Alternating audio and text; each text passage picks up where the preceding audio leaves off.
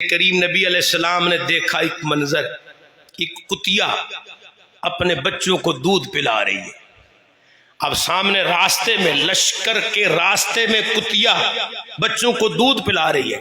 پھر نظر پیچھے ڈالی، 10,000 کا لشکر ہے، ایک سمندر ہے انسانیت کا، اور سب افواج ہیں، مجاہدین ہیں، اور جنگ کی تیاری میں ہیں۔ میرے کریم نبی علیہ السلام نے ایک صحابی کو بلایا، عرض کی یا رسول اللہ میں حاضر۔ فرمایا، ابن سراقہ کو بلا کے فرمایا، یہ جو ماں اپنے بچوں کو دودھ پلا رہی ہے نا، ابن سراقہ، جب کوئی جانور اپنی بچوں کو دودھ پلاتا ہے نا، جانور جس طرح یہ کتیا دودھ پلا رہی ہے، اس وقت وہ پوری دنیا سے بے خبر ہو جاتی ہے وہ ماں، اس لیے اسے خبر نہیں ہونی تو یہ کچلی جائے گی، میں رحمت للعالمین نبی ہوں۔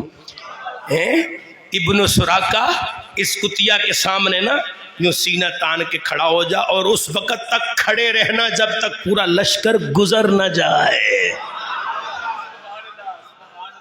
مسلمانوں کو دہشت گرد کہنے والے لعنتیوں، اسلام کو دہشت گردی کا دین کہنے والے احمقوں، تمہیں پتا چلے میرے کریم نبی علیہ السلام وہ دین رحمت لے کر آئے ہیں، وہ شان رحمت لے کر آئے ہیں۔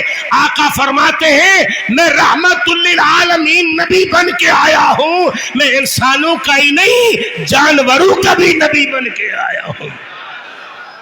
حالت جنگ میں بھی کوئی جانور نہ مارا جائے، کسی جانور کے بچے نہ کچلے جائیں، فصلیں نہ تباہ ہوں، پھلدار درخت نہ کاٹے جائیں، بزرگوں پر تلوار نہ اٹھائی جائے، اپنی عبادت گاہوں میں عبادت کرنے والوں کو تہہ تیغ نہ کیا جائے، دنیا کو پتہ چلے محمد دین رحمت لے کے آیا ہے۔